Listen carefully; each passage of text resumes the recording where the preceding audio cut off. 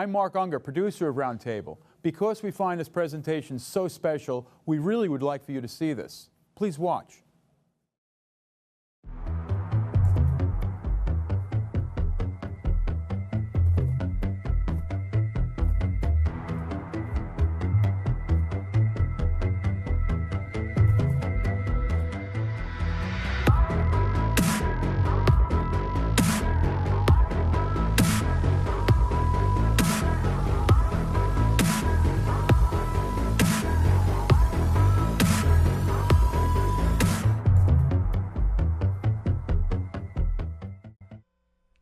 Hello, and welcome to Single Shot at Manhattan Neighborhoods Network Roundtable.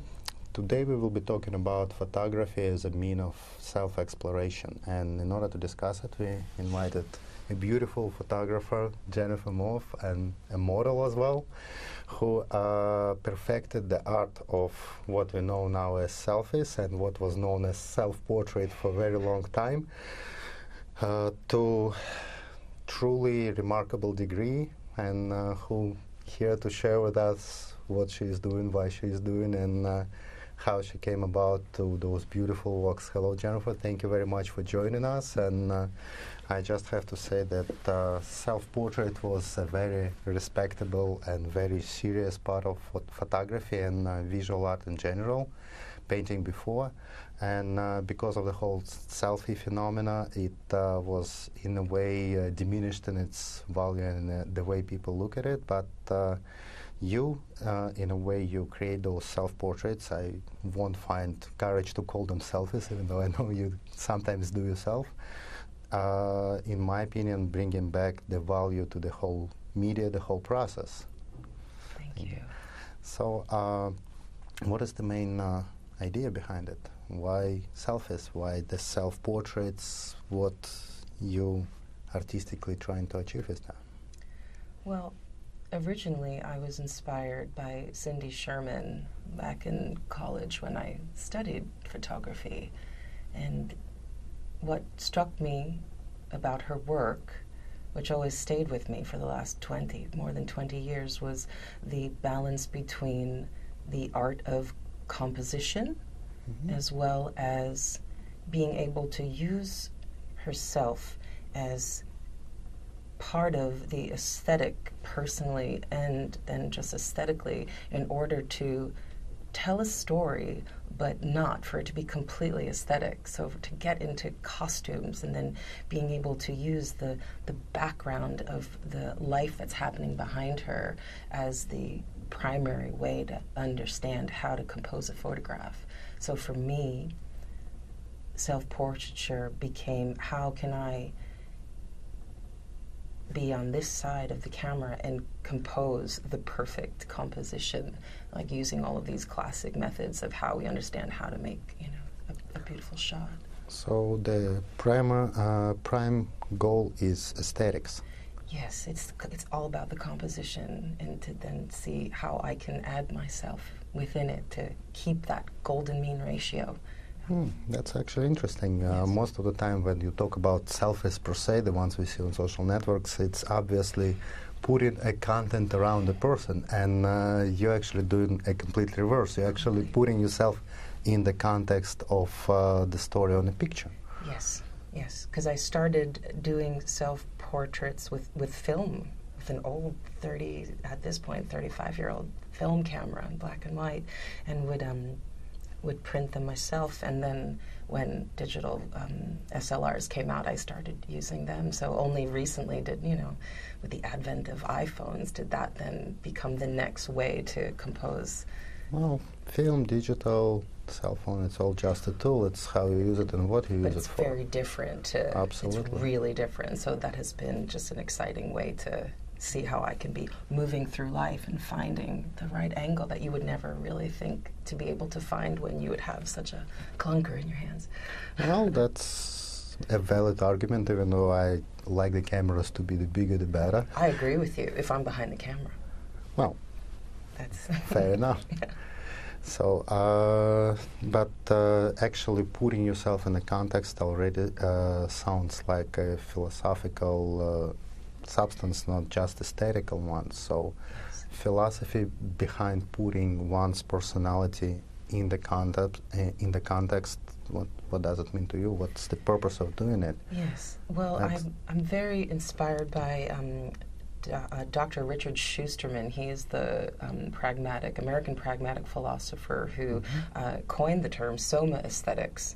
And I recently got my master's degree in something called somatic well-being and dance connections to the living body. So I used an arts-based inquiry on how to understand the lived experience of what it is to be a moving, breathing, aesthetic, sensing body, and I use photography as that way to express it. So there is a philosophical questioning all the time. Why am I taking this? What does it mean to me? So that's part of the process. How is this image going to affect me? If it's affecting me like this, let's see if that's going to, Well, so it's basically mutual exchange with the image already. It's not just the picture that was taken and it stays as it is. It's actually an ongoing process. That's very interesting. Well, talking about the movement, besides the fact that all your photographs have very active dynamics in them, even the most still ones that you abstract, they still have this notion of movement going somewhere in the corner of the eye. I know that you also was working with motion pictures, with cinematography. Yes. So you was implying the same principles working as that, or it was something completely different direction? Let me think about that. Well, it's definitely connected, because when I was doing motion picture, I was in front of the camera, and I had my partner who was the cameraman. And at that time, because it was so long ago, we were actually using a digital camera and doing really high motion, like like stop motion. So it was almost like looking through an old-fashioned picture book. So that really informed my way of then transitioning into using seamless video streaming.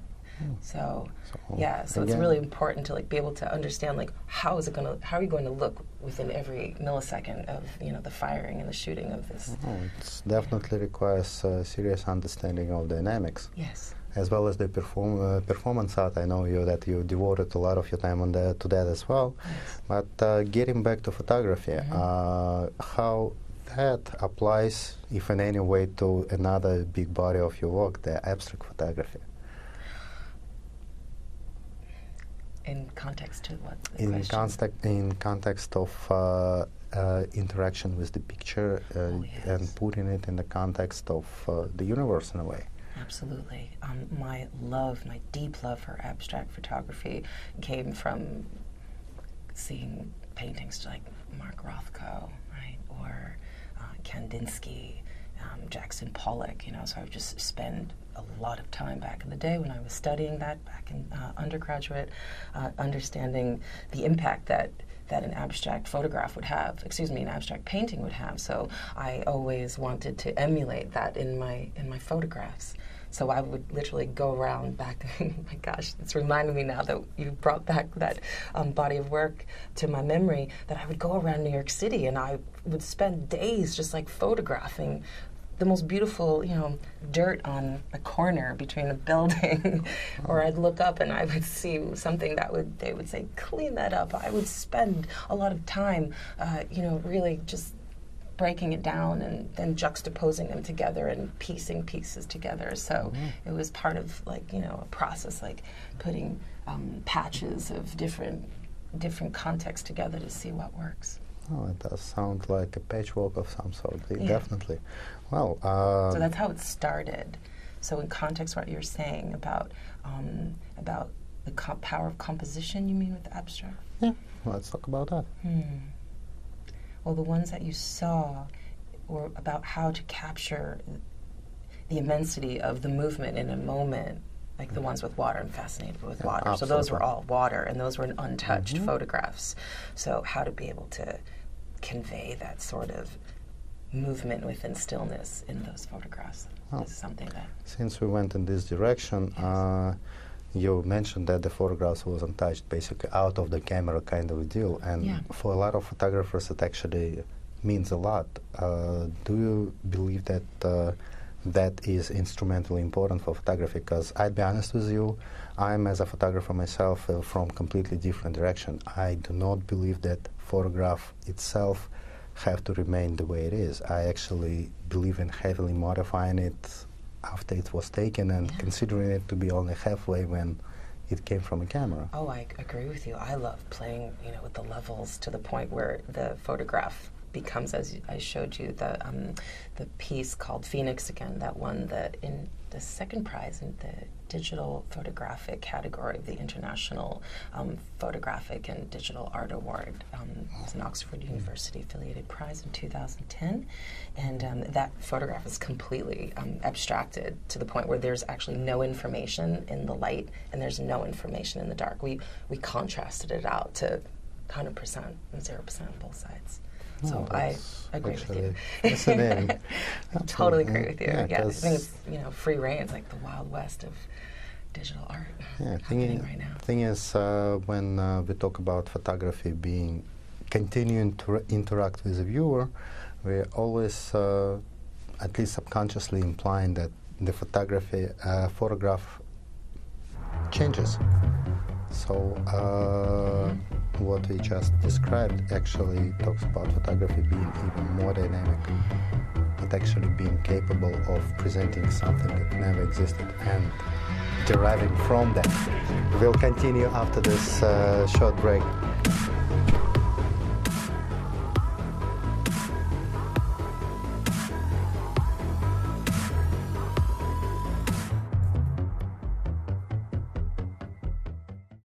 Today in Single Shot I'm going to tell you how to make a makeshift pinhole camera. It's actually very simple. All you need is a business card. I'm gonna use mine, but you can use any. You need to apply 2 pieces of duct tape on it, just like this, so they will be overlapping each other. And right in the middle of the cut, from the inside, pierce a small hole. The smaller and rounder it is, the better will be your result. And put this contraption right on the camera, so the hole is right in the middle of the lens space. Then point it at what you would like to take a picture of, put the camera on delay, and take the shot. Voila! You have your pinhole camera shot. Thank you and watch us on YouTube.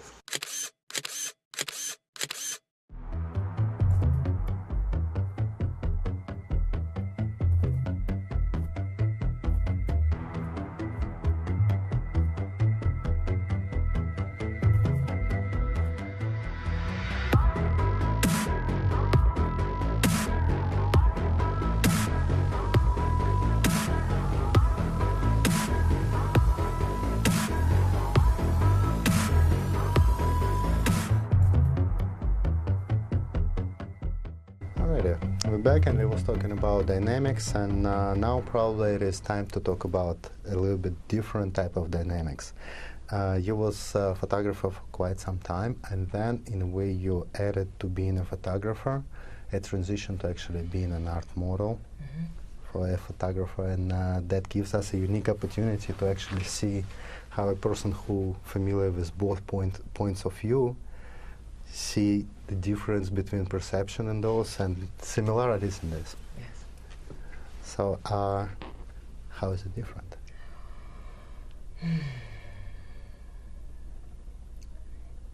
In context of what? I could go that in a lot of directions, so I want to. Absolutely. I want to answer your question. They both are part of the same creative process. Right. Both model and the photographer, especially in art photography, are participating in this process, sometimes on equal basis, sometimes one gives more than another, but there is a difference. So how differently it feels being in front of the camera and in the back of it. Thank you. Okay. So when I'm in front of the camera with the particular type of art photography that I have been privy to be a part of, there's a lot of emotional preparation, and to hold that character, and to hold, it's not necessarily character, but to be able to hold that presence, as I had written to you, that especially with working with Arturo, because that's been the most profound experience, that he will give me a synopsis and expect so much from me emotionally, yet still have to remain almost stone cold in your face, right? So how can you convey? So it's like, how do I internally convey without over conveying it, because it's still art photography, so it's not like a caricature. So to be able to keep the aesthetic while allowing all of this emotional content to exist, yet it not overpower what's going on aesthetically within the composition. So it's a challenge. So modeling for another artist is pretty much requiring you to be more emotionally involved and actually taking pictures yourself. Oh my goodness, yes. But there is another part of what we was discussing before. You actually was participating as a model and a photographer in many photographs you took. How Yes. that is different from doing work for another artist and Yes. working with the concept of another artist. Thank you for saying that. So with that, I had a vision and I would execute it, right? So in comparison to working with the film photographer that was shooting a lot, having a lot of responsibility at once, and that was more movement-based, right? So I was able to actually take that emotional content that I just described, and instead of having to sit still for an hour or two, technically, literally, it would constantly be in movement. So when I was doing the work myself, it was more dance and movement based.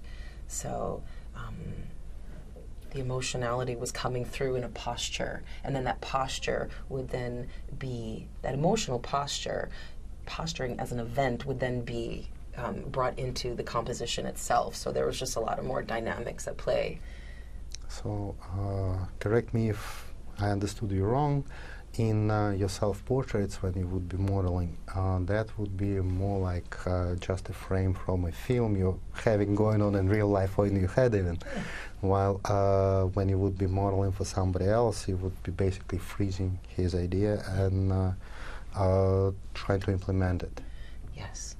Yeah, very much so. Because for him, as you know, as in the episode that he spoke to you about, saying, I want to capture eternity. I want you to convey the capturing of eternity that I have in mind, right? And so that takes a lot. And that's taken me a few years to really start to understand what that means for him, because this is his photograph that I am trying my best to implement. And also, for me, being in front of the camera and behind the camera at the same time, there is a narcissism that goes on. It's just a natural process of beauty and the exposure of beauty and this self-identification process that happens. So I feel that can inhibit my ability to go where I go with the other photographer, where I'm so just in this process for so long that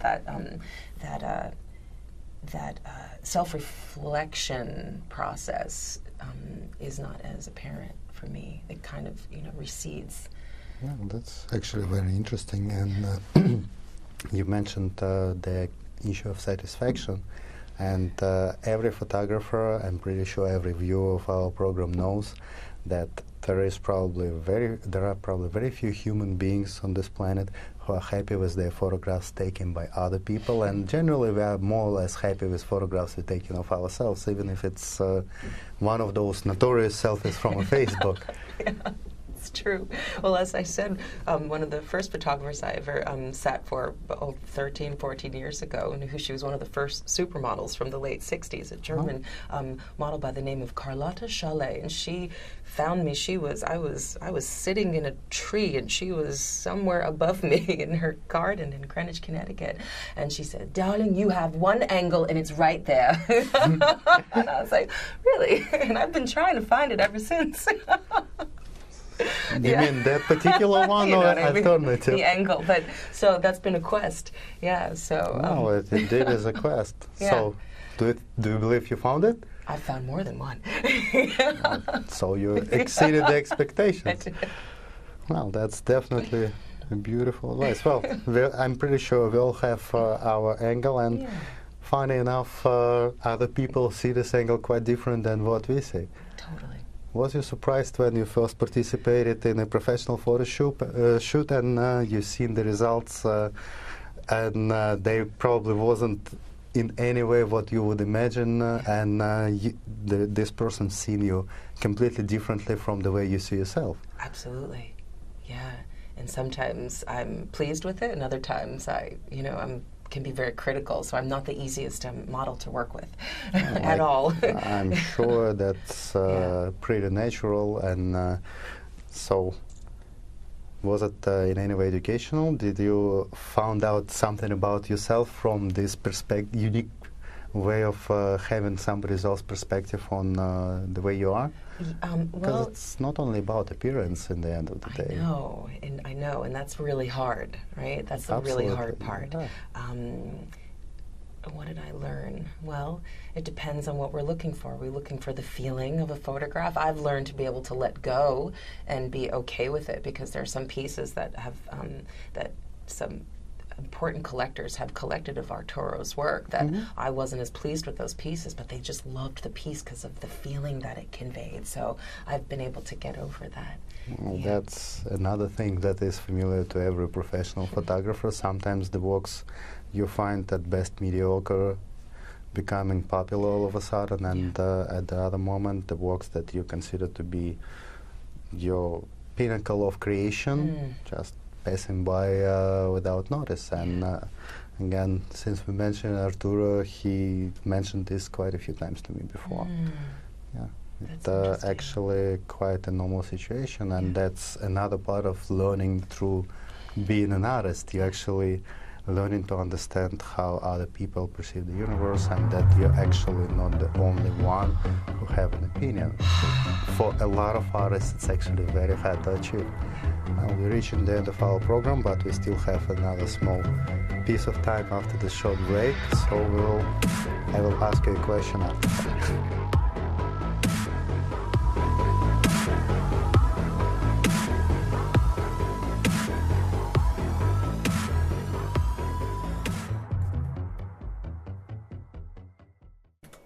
Hello, this is Alex IG from Single Shot with the next single trick. Today we're going to be talking about uneven lighting. More often you have to deal with just one strong source of light. The strongest one, of course, would be the sun. And when it happens, half of your object is lit very brightly and another half is very dark, just like my face right now. Is there anything you can do about it? Sure.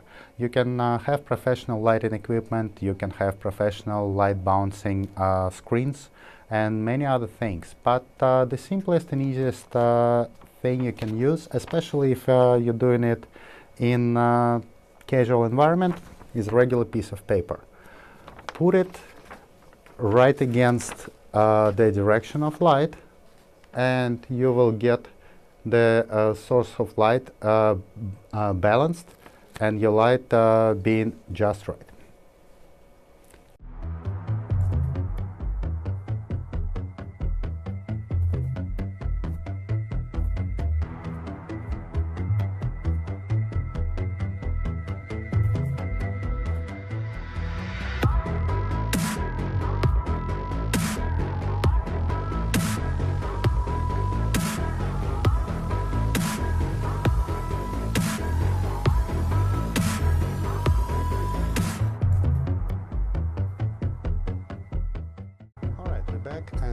Traditionally, in the end of our program, we're asking our guests to share a piece of their photographic experience. And since we have a unique combination of model and photography here, the best question I can ask would be how to preserve artistic inspiration. We all tend at some points to run into the dry spell, lose our inspiration, even ability to photograph. I've seen quite a few brilliant photographers with whom it happened, and you remain prolific for quite some time, and I'm pretty sure you're planning to remain in this situation for long. You gotta have a secret. Can you share? I would say the most important thing is to stay informed and to study the medium and to study the reasons why the medium of photography has been so important historically, understand its history, understand the works that remind you of other works, like find the lineage of these pieces that inspire you so you can keep the integrity of the lineage of true art photography and true photography, you know, going on into the future. Absolutely. It's an art form that we could very easily lose so quickly right now. So just to stay informed, whether you're getting inspiration from architecture, art history, or whatever it is, just make sure that you know why you're taking that photograph. Yeah, to know why you're taking this photograph. Yeah. That basically standing on the shoulders of the giants, right? Well, if I may add a little bit from myself, because it is an excellent advice, but there is one thing that's being forgotten, that photography is not over. We didn't come to the end of it, and it's not the final result. We always need to look for the next step, and you're doing it so excellently in your works. I mean, a lot of what I've seen is, even though it's very refined traditional photography by its form, by its essence, it's very modernistic. Yes. It's actually exploring where we can go in the future, and that's probably our biggest question right now, again, because of selfies, because of Facebook, because of thousands of photographers who, thanks God, the equipment got affordable, could afford this camera, but apparently couldn't afford to spend some time to actually understand what they're trying to do when they press in this button. Totally. Experiment. Do it differently. Be cutting edge, you know. Ask yourself a question and explore it through that medium. Right. Explore through this medium. Well, let's hope there will be more people who are trying to explore and not to just freeze a piece of universe with no meaning and no essence. Thank you very much, Jennifer. It was a lovely conversation. I'm looking forward to continue this conversation at some point. Me too, very much so. Thank you so much.